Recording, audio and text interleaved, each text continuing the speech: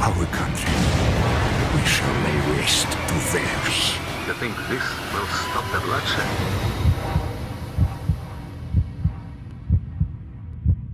Вы все равно скоро сдохнете. Okay, so we should probably explain this right off the bat. Up until now, the Call of Duty series has been a World War II themed first-person shooter. The first 3 of the games all reenacting different battles from World War II. But World War II is played out, and the guys in Infinity Ward seem to have figured this out too. That's why Call of Duty 4 has a subtitle, Modern Warfare. Now it takes place in a more modern society, so you're running around the Middle East, running around Russia, dealing with all these nuclear catastrophes, and really high-stakes stuff. It's really powerful, but really short single-player campaign backed up by some really intense multiplayer action. When I say the single-player is short, I mean it. It's a game you'll probably finish in under 5 hours. The single-player takes place from multiple perspectives. You mainly play as 2 different soldiers, one in the British SAS and a US Marine.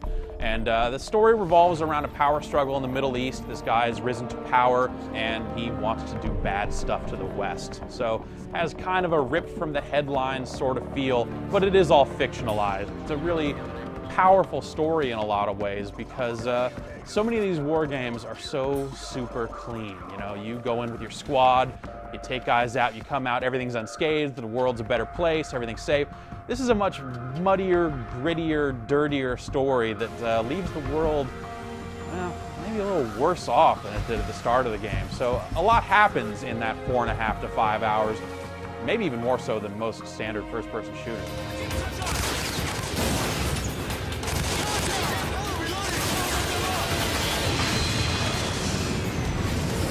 Like some of the other Call of Duty games, the gameplay in Call of Duty 4 is all about aiming.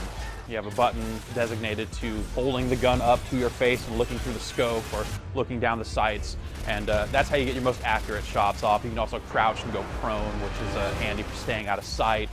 You can shoot from the hip, but it's far less accurate. So really the game's about, you know, you kind of rounding corners, seeing these bad guys, pulling up your gun and popping them really quickly. You also have grenades and flashbangs, which is a really cool effect. You drop it down, flashes the whole screen, and that can be pretty intense too.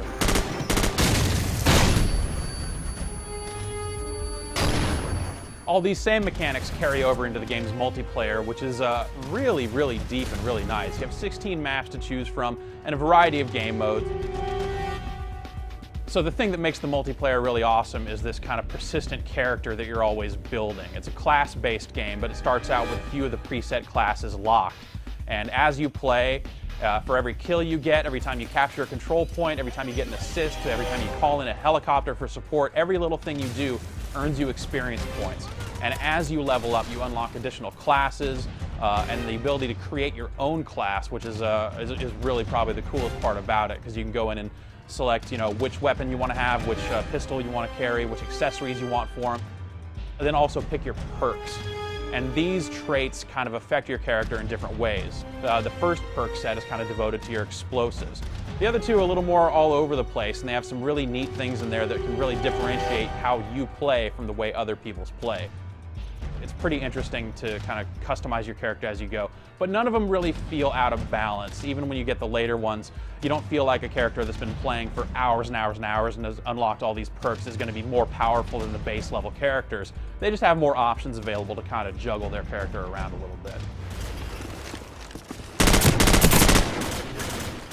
Another cool facet of Call of Duty 4 is the ability to call for support, and how this works is you go on kill streaks. If you kill 3 guys in a row without dying, you have the ability to call in a UAV drone, which is like a radar sweep that makes all the enemies appear on your map screen. If you can go 2 more kills and get 5 kill streak going, you can then call in an airstrike, which is pretty cool because you can pop up a full map of the level, 3 jets fly over and basically just level that area. And then if you happen to catch 2 people with that, you'll have a 7 kill streak going, at which point you can call in a helicopter for support, which just makes a helicopter fly in and start mowing down your enemies. It's a really cool system that really changes it up. And when you roll all this stuff together, the character system and support benefits and stuff, it really feels different from most shooters out there. And it's really a deep game that's very, very exciting. The audiovisual presentation in Call of Duty 4 is really top-notch on all 3 platforms. The game just looks really, really nice with a lot of great effects.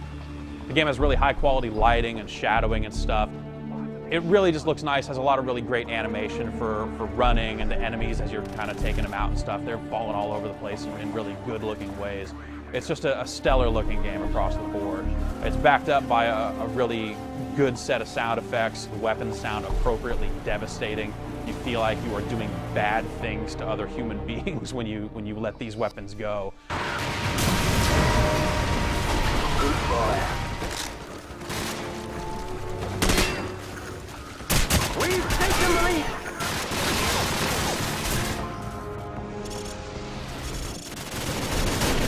Jackson, get your ass on the line now! From the north! Follow this, we're clear to mine. So the one major knock against Call of Duty 4 is that its single-player campaign is really quite short. It's maybe about half as long as the average shooter hitting the market today.